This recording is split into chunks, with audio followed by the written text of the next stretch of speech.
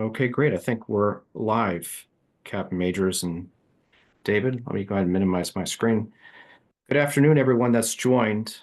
We have an exciting panel today. My name is Anthony. If you're in the right place, this is TRULEO's webinar. This is a webinar about how AI can assist police departments. We've got Captain Major Dalton from the city of Burlington and David O'Connor from iPro. Before we get started, I just want to introduce myself. My name is Anthony. I'm the co-founder and CEO of TRULEO. I do some work with the NA from Chicago, 4Kids. I can talk about bow hunting and AI and pretty much nothing else. My 4Kids will tell you and confirm that. I know nothing else. AI, bow hunting, building companies. I'm joined by Captain Dalton Majors. Captain, good to be with you. You have 23 years, Burlington Police Department. And I'm sure folks can read your bio here, but love to hear how you would describe, those past 23 years and what you're passionate about. You get in this job for different reasons, and then they evolve over time. Really, why I got into the job is to really serve our community, quite honestly, the best way possible. Protect those that are really subjected to violence or crime, and give them a voice and some vindication on things that they experience in their lives. Be there for them in their worst days and try to help them through that. Yes, sir. And Captain, when we move in the same circles, and when folks say, oh, Dalton, they use the words like, super squared away to describe you, to describe your department. You're known as someone that's really passionate about training. Why is that? I think, training for me when I first got into law enforcement, there wasn't a lot.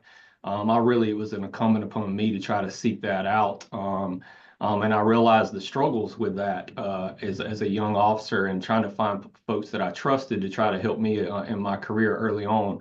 After that, I took that opportunity to share my knowledge with other folks, and I realized how important it is to get training as a new officer and continue training as you go throughout your career, because this profession changes every day. So making them safe, really, quite honestly, is what I want them to do. Give them the tools that they need to be able to respond and protect our community is another big piece of that. And at the end of the day, training is an insurance policy for any agency, and you can put that in the bank every day. The more trained your officers are, the better they're going to perform, the prouder they're going to make you. So that's really my passion towards training. Yes, sir. I appreciate that. And folks that know me, they know that I believe we have a recruiting and retention crisis in policing. And some folks think that it's rooted in like low officer morale. It's actually rooted in poor training, in my opinion. And we owe it to the officers to improve training, to maintain training, to provide different in-service training. The job has changed, right? A lot of folks aren't doing this for 20, 25 years anymore to collect a pension. We've got really young officers. We need to get them trained up as quickly as possible, raise the bar there. I'm joined by David O'Connor. David, you're from iPro, you're Director of Product Management. What type of products does iPro sell? What type of products are you involved in there? Sure. Thank you, Anthony. iPro has its roots in the Panasonic security and the public sector, public safety space, many, many years of experience and decades of reliable security cameras for what we used to call video surveillance or CCTV, and now really a focus on improving and providing security using video tools and analytics, and expanding and improving the efficiency of those who are tasked with monitoring areas where the public gather, different places that are maybe difficult to ensure one-on-one or in-person sort of oversight. So we do have the security practice, and then as part of the public safety team here, I've been really involved with technology throughout my career, and I've been fortunate to watch how that technology is applied to our public sector, our first responders, the education space. But within that, in particular, the arbitrator solution, early 2000s, what was part of the transition from analog video being recorded on those wonderful VCRs that were in the trunks of squad cars, and transitioning that to a digital format. So really, the Panasonic Arbitrator solution was at the front of that effort, and now within iPro, that Arbitrator solution continues as just a really reliable, robust platform for sophisticated digital evidence capture and then management with full control by the individual agencies.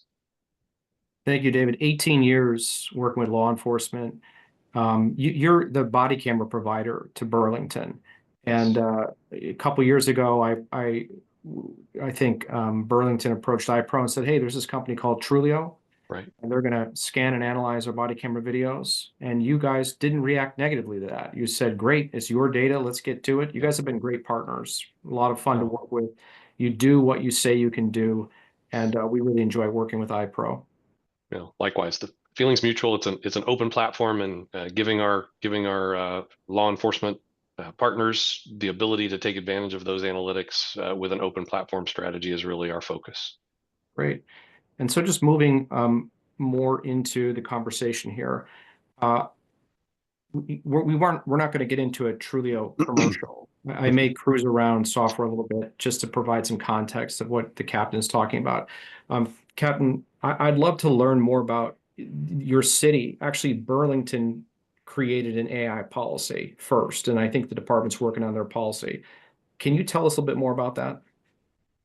Yeah, there is so much information, misinformation, understanding and misunderstanding of AI in society right now. AI is an all-encompassing word that takes on many different forms. I think, there are numerous, tools within AI. Some are valuable tools.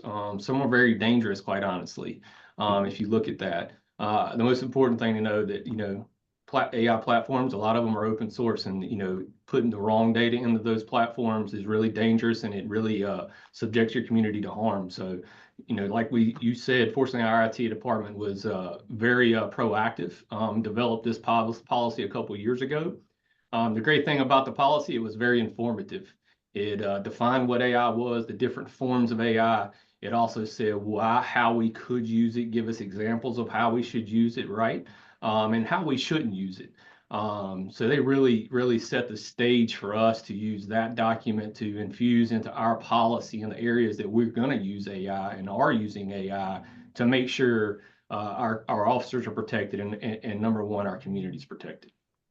Captain, you mentioned using AI could be dangerous. What are some type of examples of AI being dangerous? I think there's a couple different ways it can be dangerous. I guess probably the two biggest for me is putting information into like a chat GBT, right? That is protected information with a citizen's, date of birth, social security number, and throwing that into a chat GBT to try to generate a report. That's open source stuff. And somebody could go and find that, and then that person could then be subjected to a victim of a crime for identity theft or a number of different ways. I think the second biggest dangerous area with AI is in the user reports. AI looking at something and telling you what happened, and an officer not reviewing that to make sure the information is accurate to their memory and their understanding. Instead of just copy and pasting, and then we get before a court of law, and the most serious place where we're finding vindication for a victim of a crime, and we're wrong. So that's the other place that I see it is very dangerous. And is that Burlington, North Carolina AI policy, is that publicly available so the audience could maybe Google and find that? I believe, yes, sir, it is. Very good. And just so the audience is aware, if you go to TRULEO's website and click resources, scroll down to these PDFs, we have an example policy for using TRULEO. And I'm going to bring that up here. We've already got that opened up. And Captain, you were really instrumental in helping us, build a model policy. And this policy is a living, breathing document. It changes all the time as we figure new things out. I just wanted to walk through a couple of things with it that stand out. You talked a lot about protecting the FBI CJIS compliant data, and TRULEO's big on being 100% made in America. We're really proud of this. I'm proud of supporting American families. I don't think the development of AI should happen out off of our shores. I don't think U.S. police officers should be using technology built overseas. And I think that CJIS data needs to be auto-redacted. We're going to get into the product. We're going to show you how we do that. And the reason is because this is a very powerful weapon. AI is very, very powerful capability, might be the most powerful capability humanity's created. So we're aligned there, Captain, on how sensitive this data is, and we need to protect it, auto-redact as much as we can, right? I don't want police coming to my home, talking to my wife and kids, collecting HIPAA data. Then that data goes to OpenAI, where the CCP eventually steals that data, or the weights. And so we're aligned with how important that data is. David, wondering how does that square on your end with departments? I would imagine this is probably the number one question they ask you when you get to a department is, how do I get started? How do I create a policy? What should be in that policy? Yes, and we obviously we do promote a lot of kind of interagency communication, because we have the privilege of working with so many different sizes, types, different locations of agencies. So we're able to maybe guide them to a peer that can offer examples, much as Captain Majors and the Burlington PD have done. But then on our part, it's really calling attention to I'm going to say, topics and things that perhaps the agency hasn't considered, particularly in a market where, there's a new AI service or product introduced almost daily. And as many of those are new to, they're new to all of us. They're certainly new to public safety. They're new to CJIS. They're new to the impact of evidentiary discovery laws and other aspects which are so important to maintaining and operating within the law enforcement and the justice system.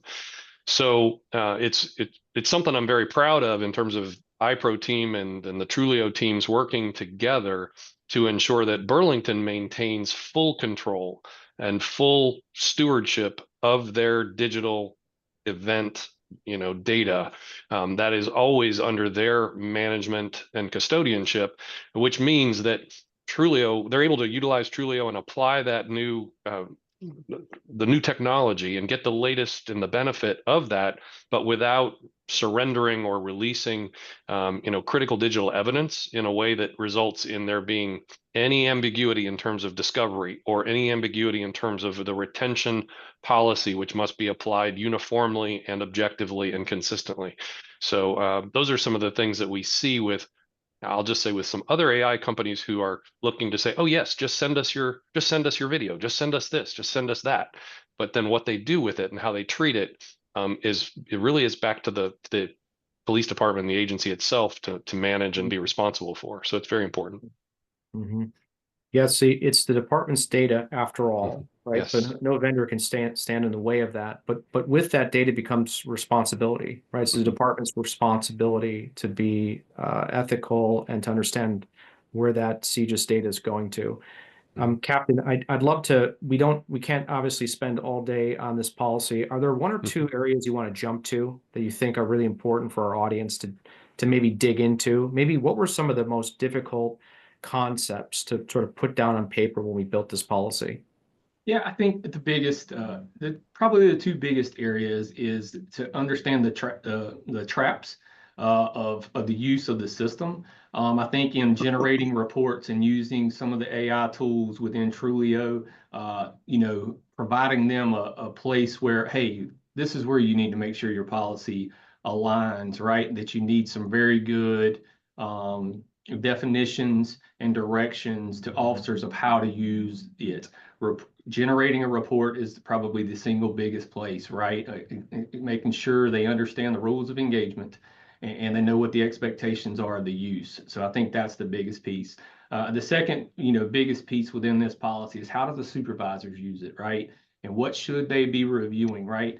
TRULEO gives us advantages that we'll talk about later that we've never had before. And what is the expectation of the supervisors as they review these reports, review the body-worn cameras, and what are the pitfalls that you should be aware of to make sure you include certain verbiage within your policy to eliminate any areas of liability. Yeah, I appreciate that, sir. And I hope I mentioned it at the top of the hour that you're a CALIA assessor, and so I come across a lot of folks that are into accreditation. You're very passionate about it. How did, I think there's a section here where you actually talk about the CALIA accreditation considerations. Yep. And the one that jumps out to me is the CALIA standard where, CALIA wants departments to be able to surface positive policing to show examples of when somebody got it correct. I think you call that the de-escalation attempts that we surface. Can you just talk a little bit more about how this policy covers that? Yeah, I think there's specific standards within CALIA that talks about the agency's commitment to de-escalation, specifically in the use of force world, and how it's within our policy that we tell officers they must de-escalate if possible. Proving that is often difficult. You have terabytes and terabytes of data. You hope that somebody remembers an incident that occurred 2 weeks ago that now we're in a we're providing proofs for an accreditation or a reaccreditation, and how do we prove that we do what we tell the officers to do, and they're following our practice through policy. So that is one tool that TRULEO has significantly helped us of identifying these de-escalations and then memorializing them through performance indicators, through memorializing it to saving the video to make sure we can use that in a proof for accreditation. So it's been very valuable in that realm. We say that we de-escalate all the time, but proving that to the community and being legitimate to show that we do that is often difficult. Yeah, TRULEO provides you with the denominator of use of force, right? If I'm an officer, I want credit for encountering 1,000 non-compliant people, giving out 10,000 de-escalation attempts. And I might have a use of force today or tomorrow. It might be a good or a bad one. I might have a bad day. But it's really important to put that officer's actions in context. And so I just want to switch over now to the TRULEO app. Again, it won't be a commercial here, but I want to give the audience context. I'm assuming folks have not seen what this technology is or how it works. Captain, you spent a little bit of time there just talking about the body camera analytics, and we've got David from iPro. And so, okay, so every video transcribed, analyzed, right? There's all these tags created, auto-generated. What was the call type? Domestic, is a traffic stop?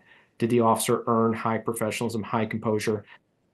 Captain, how do you think about TRULEO assigning the professionalism to the officer, where you've got high and high composure, you've got standard, and then if they go into the pending queue, it might be below standard. I think that if I were to pinpoint one thing that gives people some stress, some command staff stress, bringing this type of product into the department, it's like, hey, is this a nanny cam? Is this thing designed to get me in trouble? How did you build trust internally at the department with the troops? Yeah, I think the single biggest way we built trust was through communications, right? Is always the pivotal piece of any successful implementation of a program or not. So good communications, right? And that starts with explaining what the system does, showing it to them, explaining, this is what it's doing. Does it also do this? Yes, it does. But as you can tell, right, our officers, you're actually being recognized more often for the great performance you do, as opposed to the one time in an annual year where, man, you could have done that just a little bit better, right? So not only communicating to them the why, explaining it, showing them the system, but also listening to their feedback. I think that's a big component of anything, is to listen to their concerns, listen to their fears, and try to overcome them and explain further about the system.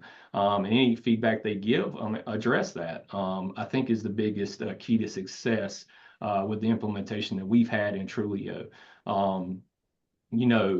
That comes in compounding with the supervisor. Once you implement the program, that they use the tools that are provided to them within the platform to recognize them through performance, and praise them for the good jobs. and they do on a regular basis. And then, that circumstance where they could have done something a little better, but is easier for them to tolerate. Mm-hmm. Yeah, I think, Captain, I've seen, a lot of our studies. We're involved in a lot of these random control trial studies throughout the states. And usually on day one, they'll take surveys of officer attitudes, and they're generally neutral. And then they'll become more and more positive over time, especially as supervisors are smashing the send praise button. Doesn't matter who you are. I think getting praise, getting recognition, getting a thumbs up from your supervisor that tactic, that search, that arrest was done well. I think that feels good. Captain, I'm just on the right-hand side, I've got my transcript up this looks like an hour and a half long domestic, and you can see this PII has been redacted. Right now, you can click to any one of these and we'll hear the person's name. It doesn't mean that TRULEO got rid of the data. It's just we don't put it to text. So you got the officer introduction here. We don't have his first and last name. I think this is a little bit what the captain was talking about earlier, which is the auto redaction of PII is very important because TRULEO is now going to send this transcript to AI. The transcript gets sent, so things get auto categorized. For example, will get summarized. We'll even generate video insights. I'm going to just do this on the fly. This is an hour and a half long call. I think this should only take maybe 10 seconds or so. And so when we talk about redacting PII, it's that feature. It's AI recognizing someone's social, streets, names, juvenile information. And so here I've just generated what we call video insights of an hour and a half long video in a few seconds. I'm going to copy these. And Captain, why don't you think I can just take these video insights and generate a report directly from body camera video? Why do I need to do anything else at this point? There's been a couple of studies, but I think it's important to make sure the information is accurate. And it's what they remember that occurred. So sometimes these AI is so powerful that it will capture moments or details of an incident that a cop does not remember.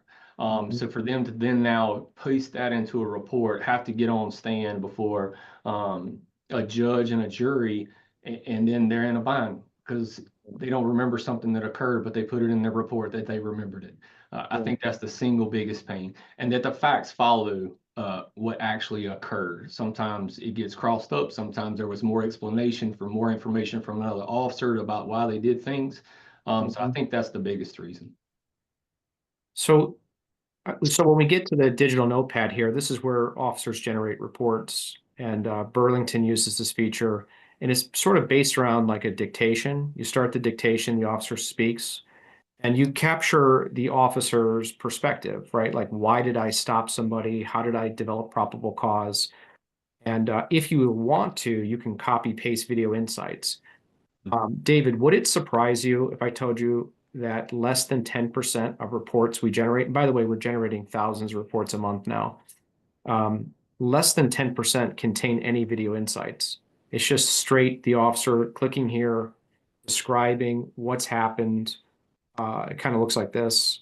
They describe what happens. On the right-hand side, you'll get TRULEO, sort of acts like a supervisor. It's telling you in red, like, hey, that burglary that you say is a burglary, it sounds more like trespassing because you're not telling me there was an intent to steal anything. Does it surprise you that an officer can just dictate 90% of the reports without using video insights?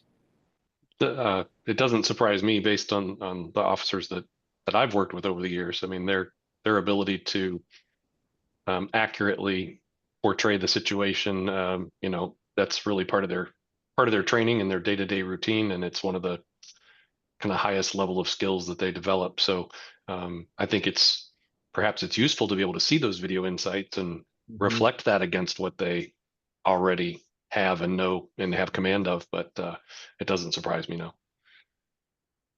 Captain, I've just switched to the conversational AI, which Burlington recently enabled. So I think you guys have uploaded state statutes and department policies.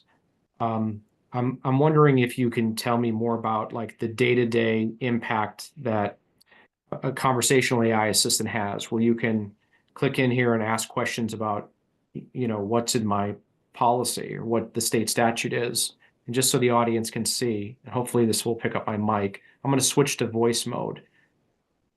Hey, Truleo, do you have access to our uniform policy? The number one search question we always get is like, can I have a beer? So I want to ask some questions about that.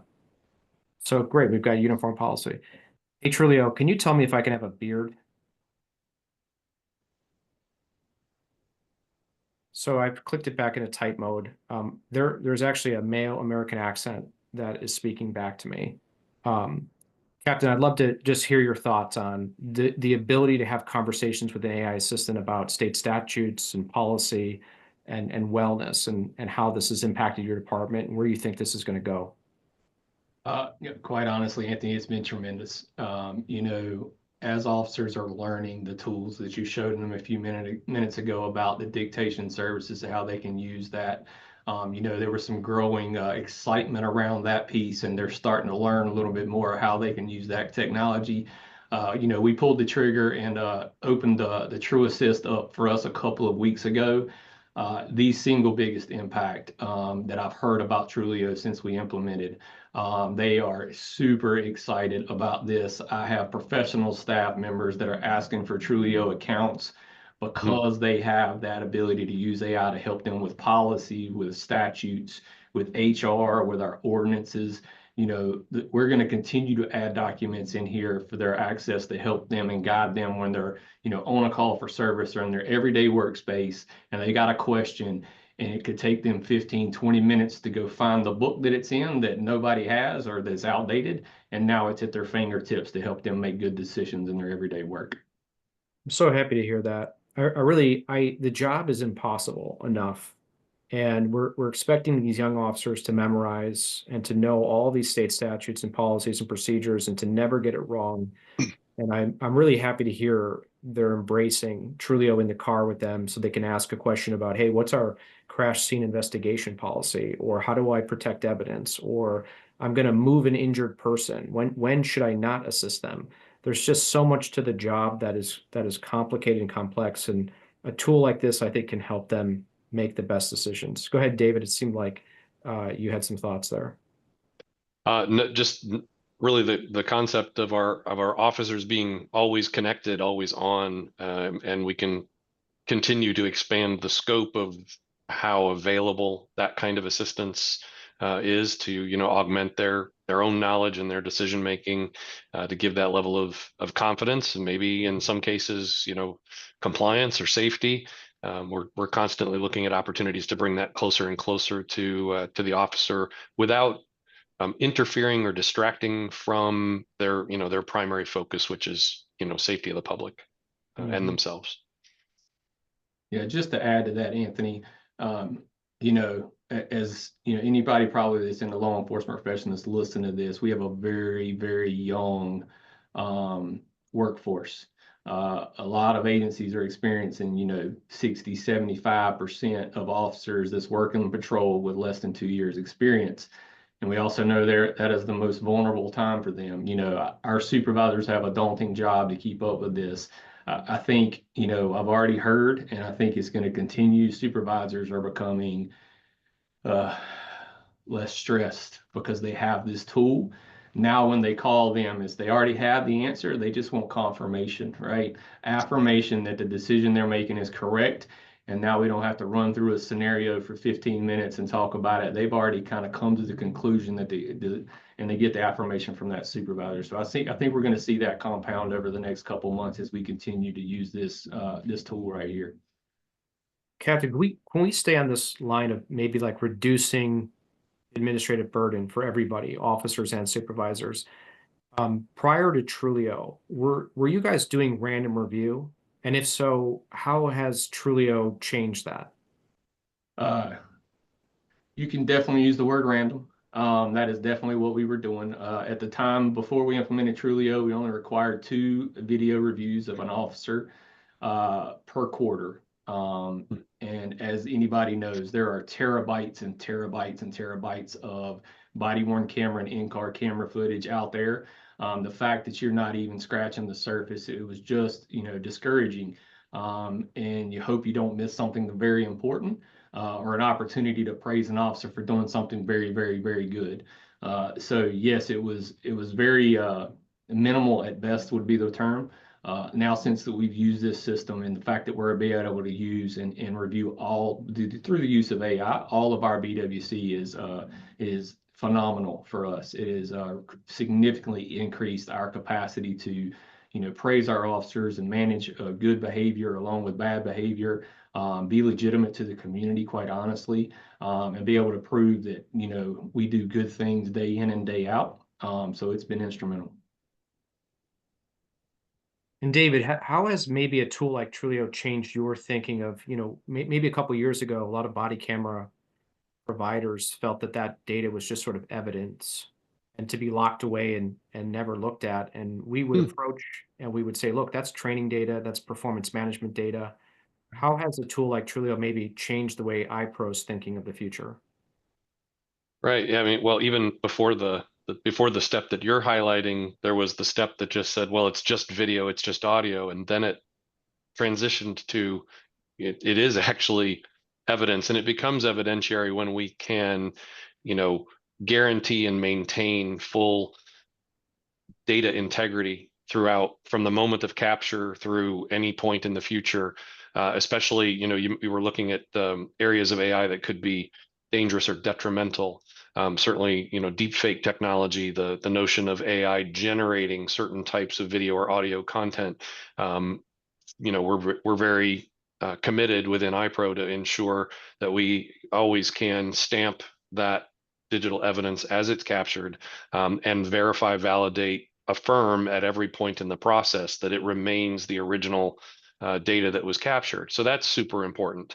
Then moving beyond the fact that it's evidence, and as you said, we talk about the digital property room, a place to control access to that digital content and monitor and record and log all of the activity that takes place once it's been captured and stored. Now, what can we learn from it?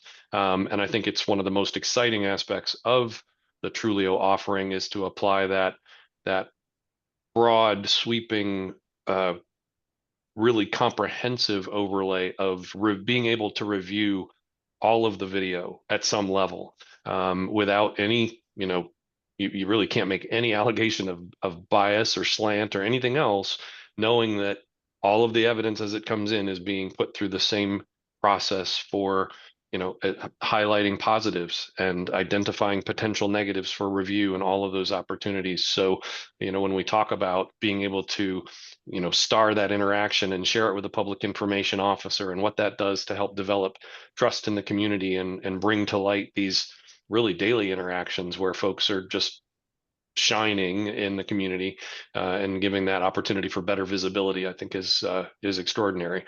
And I think in terms of our own decision making at iPro, it is really that on-ramp where we know that we're helping departments like Burlington create a repository of very valuable evidence, and now with the ability to take analytics and apply and extract from that body of data even more useful information that guides policy, it guides training and equalization, normalization of standard procedures and how they're implemented, then that's a remarkable opportunity. And we do so, again, by extending access to the data without surrendering control of the data, because ultimately it's the captain's data, it's the department's data. It's not ours. It's not TRULEO's. It's all about what they need to do with it.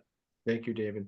Yes. Captain Majors, David said the B word. He said bias. I'm wondering, like, before you purchased TRULEO, how did you explore bias? How do you think about bias? How do you ensure TRULEO doesn't have bias? How do you mitigate that risk?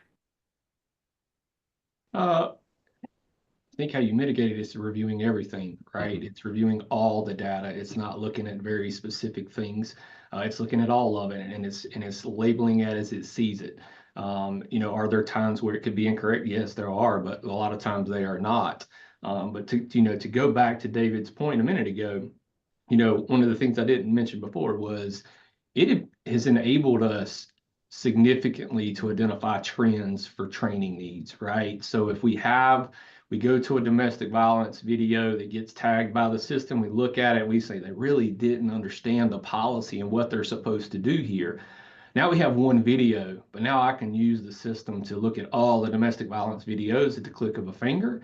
And then I can go and review, 4, 5, 10 more very quickly to say, oh, this is a trend. They don't understand this part of the policy, and we really need to do something to address that within our training calendar to make sure they understand that. So that's been really, really huge for us as well. We're still trying to develop our procedures around that to make sure that people's getting the right information, right, and they're sharing the concerns along with the praises. But we're getting there, and it's becoming very valuable. I love that you're converting body camera videos into an asset for training. You're creating moments and stories, internal training reels, for lack of a better word, these little 60-second TikTok reels showing an officer this is the right way to do it, or maybe this is the wrong way to do it. I think that's fantastic. Captain, just back to bias, like, a lot of folks ask us why we don't do facial recognition or measure expressions of people or tone or volume or cadence. When you get into that, there's a lot of bias there, right? There's a lot of officers who I think are loud, but they're effective. They're hilarious, and they can sell compliance. And ultimately, like, that's what I want to help them do, is sell compliance. And likewise, there's officers that are maybe quiet and they're rude and disrespectful and they're not effective and they can't sell compliance. Mhm. So it's not in that. It's in the transcript. It's in the words people use, and it's in the outcomes that are impacted. So um, that's really important to us. We stay away from measuring if someone's smiling or they have a frown or what race someone is. We're looking at the transcripts. We care about, was this person non-compliant? What happened next? Did you give commands? Did you give de-escalation attempts? And all of that is on our website of what that is defined as. We want to see essentially sales language. Hey, you're a big dude. I don't want to fight you. Right? We want to see some attempt to try to sell compliance, and hopefully you see that, sir. Hopefully that is clear to the department. We try to stay away from what we view as subjective and full of bias machine learning. Absolutely right. It's about the words and the actions that they take. It's not about what they look like or how they, it's about their actions. You have an officer who has a reputation of whatever it may be. Oftentimes you find through TRULEO, you're able to see that this officer is doing the right thing more than the other officers are, and being able to come back and share that with your lineup about Officer Joe that has done it right 12 times this week, right? And everybody thinks that Officer Joe always stirs the pot, but 9 times out of 10, Officer Joe does a really, really good job at at how he interacts with the community. It's why we developed the label high composure. High professionalism is essentially like a script at a department, right? If you're an officer and you introduce yourself and give out business cards and you give a lot of explanation, you'll earn high professionalism in TRULEO. But that might over-index for traffic cops. And so a lot of patrol officers came to us and said, how do they earn high professionalism? We created the high composure label. That's where an officer does those things, but they're dealing with a non-compliant person, and they maintain their professionalism. And the high composure award, it's now become the gold star, in TRULEO. People compete for it.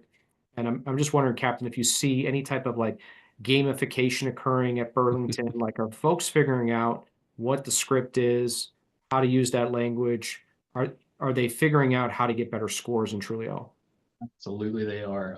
I've had, officers understand that mark on high composure or explanation of stop, that thing that they didn't get tagged for on a video, they're like, why didn't I? So they go back and actually review, why didn't they get tagged this time?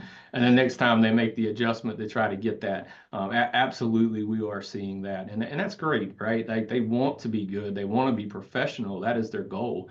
They want to treat people the right way or they wouldn't be in this job. So it's been great.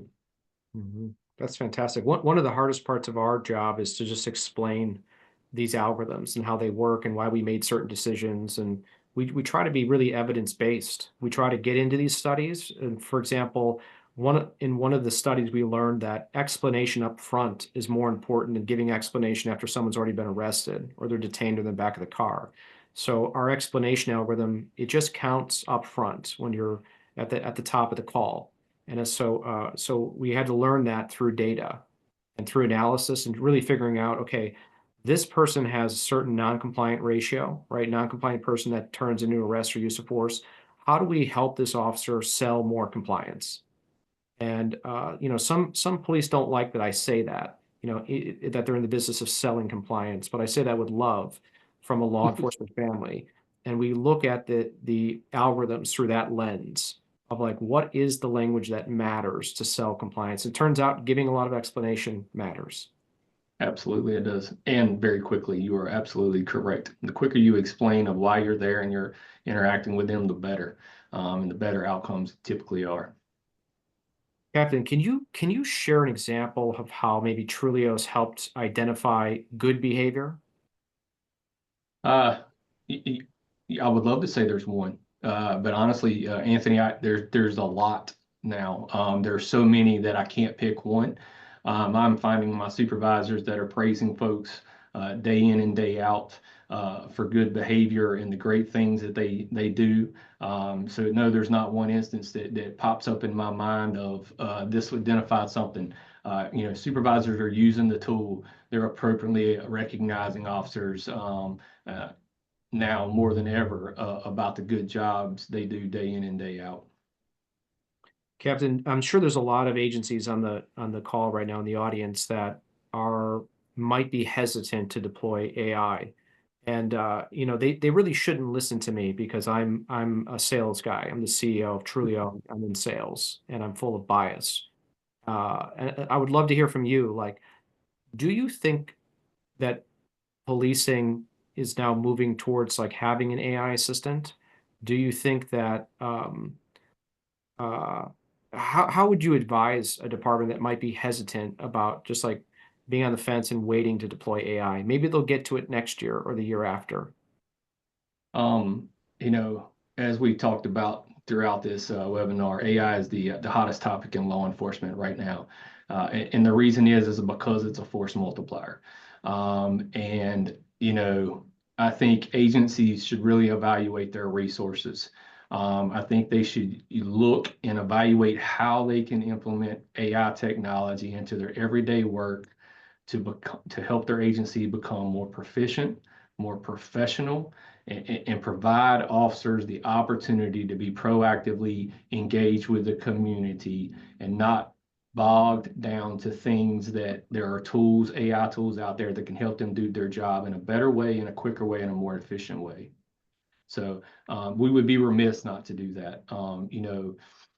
If I can spend $50,000 on a technology, an AI technology that reduces 4 officers' jobs, that provides me the opportunity for them to be proactively facing the community and engaging them in a positive way, that money is irreplaceable, right? That's money well spent, and it's about that, using your resources wisely. So yes, I encourage you just to try. Look at the gaps that you have, look at the weaknesses your agency has, where you're expending a tremendous amount of resources, and find out if there is technology out there that you can spend some money on that really eliminates them or reduces their impact. Thank you, sir. David, I'd love to hear your thoughts on agencies that might be hesitant to start to convert their iPro videos, into an asset. Are there any guidance you would give them on like any pitfalls or things you've seen not go well in deployments? Just love to hear your thoughts in general about an agency that might be on the fence. Sure. Great question. I think there are times when those agencies feel as if they have to consider an entirely different solution or platform in order to gain access to some of the latest features.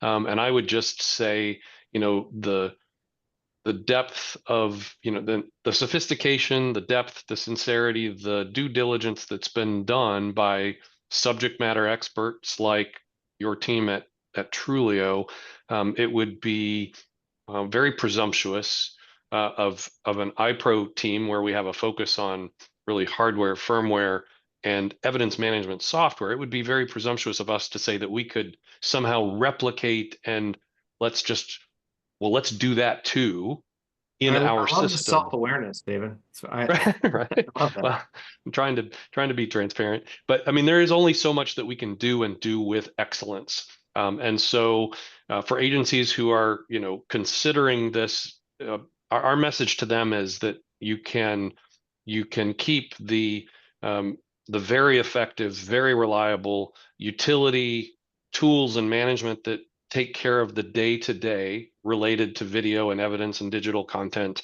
And now we can really bolt on selected, services like TRULEO. And I'm also a big fan of the go-to-market model, which is sort of a freemium or a step-up model. Hey, let's get introduced. Let's see if these other features, and now the AI, the officer assistant aspect of things, and be really, that's just such a convenient and useful expansion of the scope. And so departments can take this at their own speed.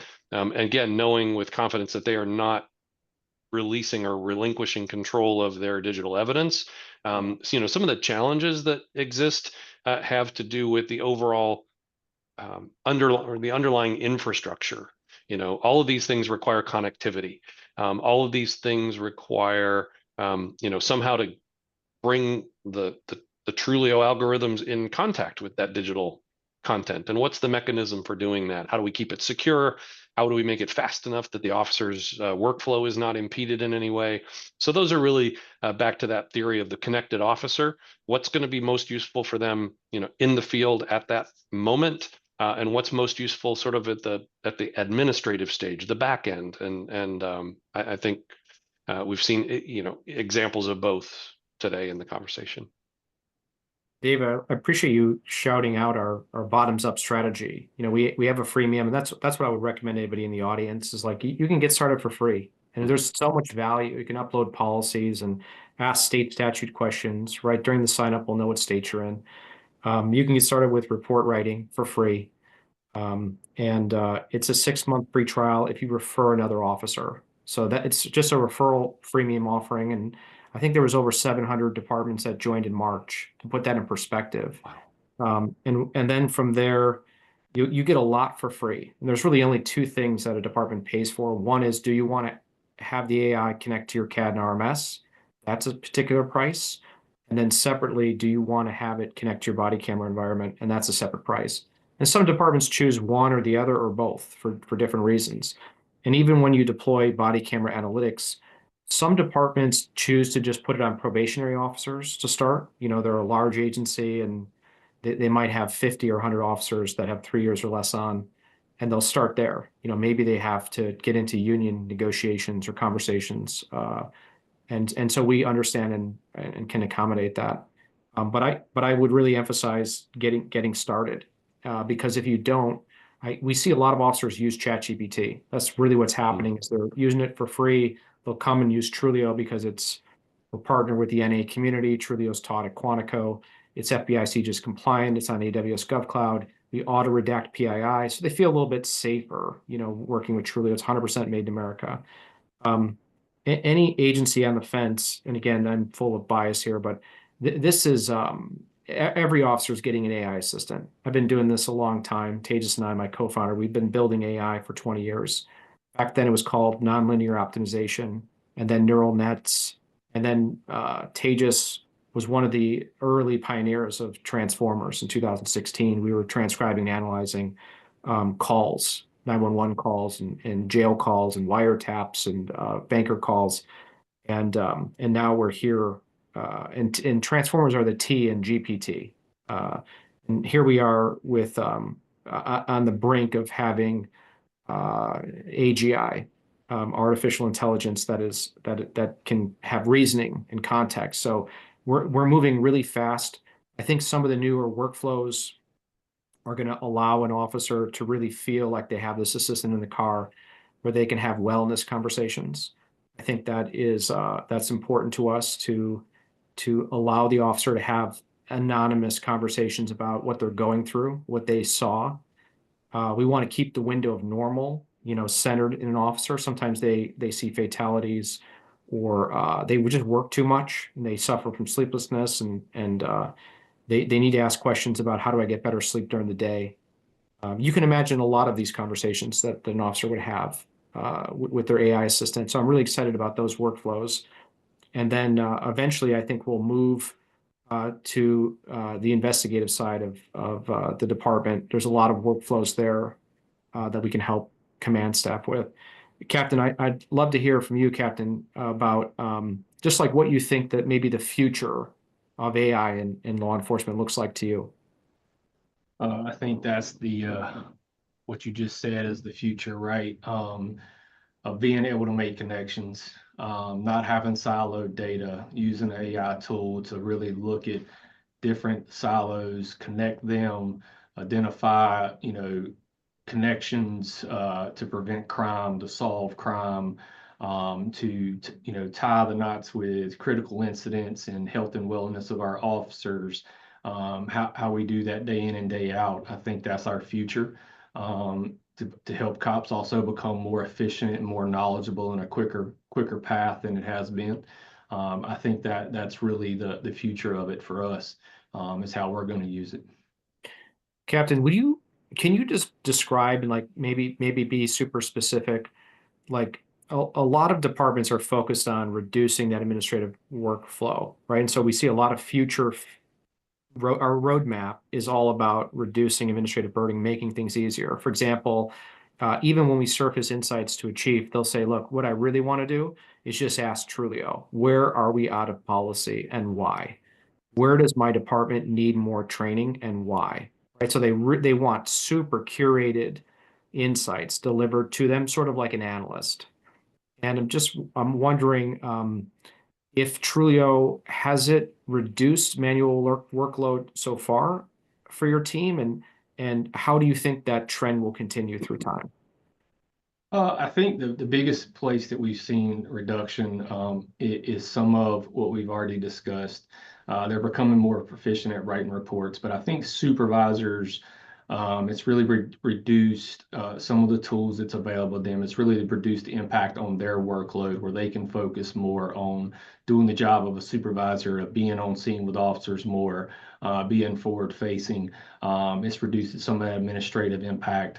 Some of the administrative reporting tools that TRULEO provides helps us see how much we're analyzing data and if we're analyzing the right stuff.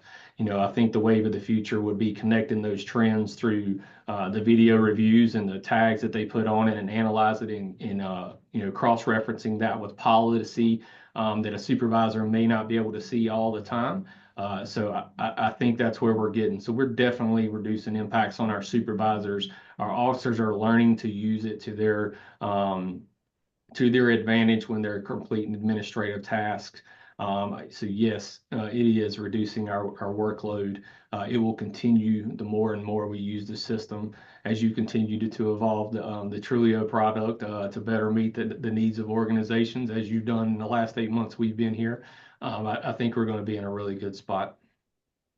We're going like 100 miles an hour. We're going as fast as we can. I think each month departments log in, we give them the change logs, we let them know what's coming, but they're still surprised at how quickly we're adding things.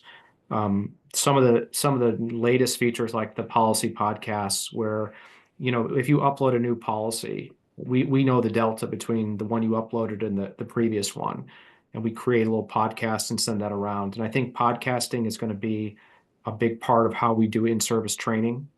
I think it's a good medium to deliver that while the officer's driving. I think it's super convenient to bundle that into training.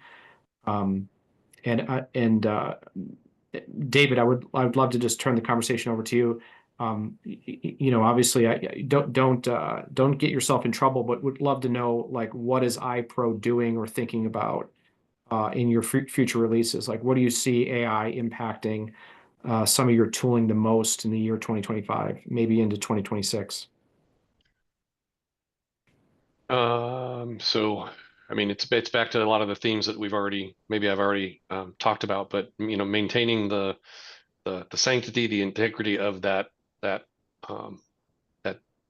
repository of data, but then opening up, for agencies the ability to use and apply new tools, both real time as part of the normal operation, and then potentially retrospectively. A lot of these agencies are coming in with a pretty substantial archive of material that didn't have the benefit or didn't have the opportunity to use with AI. I mean, we've got lots of examples in society of events where people the statistics are out there, the Boston Marathon or something of that nature, an event where there was hundreds and thousands of hours of video that needed to be analyzed in order to work through that investigative process. As the AI tools become more powerful, then we can start to use those against the archived data to create usable, searchable attributes that are within there. And those might guide policy, those might guide recruitment, those might guide new efficiency initiatives. There's so many different benefits that could be gained in addition to the kind of in your face obvious ones that, if we need to look for a particular person, place, or thing within that body of data. So I just think the opportunities are they're almost endless. And so our goal, our strategy, our philosophy is to be as open but secure and diligent as possible related to the digital evidence that we capture, high quality, validatable at every point in the process, but then the ability to apply these new tools to that evidence. So I spend a lot of time thinking about gamification. I think about how to create like the right incentives for an officer. We're really big into recognition. Our tagline is recognizing police professionalism. I think the police incentives need to change if we're going to retain these officers. They need to get credit for doing a good job. We have to care about their wellness, and we can make it fun. We can create games and leaderboards. Captain, something that we are thinking about, because we have so many departments like yours that are super squared away, and we'll run into these officers that are just machines around state statutes. You can't stump them, and so I think soon we'll start to have in-app notification challenges. We're asking officers, hey, this is the scenario. What do you think the right statute is to apply to it? And maybe share that information across other departments, like maybe who the leader is. We noticed that in policing, people want to be squared away. They want to get good training. I continue to tell folks that are outside policing, don't give up on these folks. The officers will do whatever you tell them to do. They will become the training you provide them. They will rise to whatever the culture is at the department.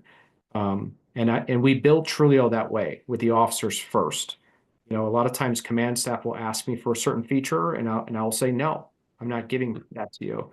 An example would be like, we don't offer keyword searching across TRULEO. We saw that get abused. And so we don't do it because we don't want command staff going on a fishing expedition. And so we instead auto-generate labels. And so that's like, just our stance and our policy as we build future features. It is put the officer first in everything that we do. And I think there's just a lot of exciting development coming out of TRULEO. We are building an AI assistant, and we genuinely believe every officer needs one today desperately to help them become more effective at their job, get better outcomes, and get recognition and credit for that. Captain, does that sort of put you off or scare you? Do you think that we're trying to replace cops? Do you think maybe Anthony's a little crazy talking about AI assistants in cars? How does that resonate with you? No, I think it's exciting. Quite honestly, the competition you're speaking of about general statutes and having a little inter-squad competition about who knows the statute, man, I think that's how they learn, right? It's exciting for them. It's a competition, and it really invokes learning. So I think it's a great path to be headed towards, and I'm excited to see what happens in the next couple of years in that realm. Thank you, Captain. And I appreciate you joining this webinar. I appreciate your partnership, sir. I agree with the folks who have told me and described you as super squared away. You're super passionate about training, CALIA assessor. You've done a lot for the profession. You continue to do, and you continue to be the tip of the spear with AI. And we appreciate that, because I know there's risk, involved in being first. So appreciate you, Captain Majors, for being here. And David, likewise. It would have been a lot easier if iPro had just said, "Hey, TRULEO, we're going to build this ourselves. We're going to do the same thing," but that wasn't your attitude. You could have said, "Hey, this is our video," or we're going to try to block you or create data silos. And I think we know each other well enough that we both don't believe that that's a solution. it's going to cost officers lives, and criminals are going to go free. So you've been a great partner. iPro's super easy to work with. We really enjoy working with you, and I really appreciate you being here on this webinar. My pleasure. Thank you. Thank you. Thank you. Thank you. And one last thank you to Ashley McDonald on my team for organizing all of this. I did nothing but show up, 15 minutes ago, and appreciate you, Ashley. Thank you. Thanks to the audience, everybody that's joined. If you have any questions, you can email me at at@truleo.co. Thank you so much, everyone. Take care.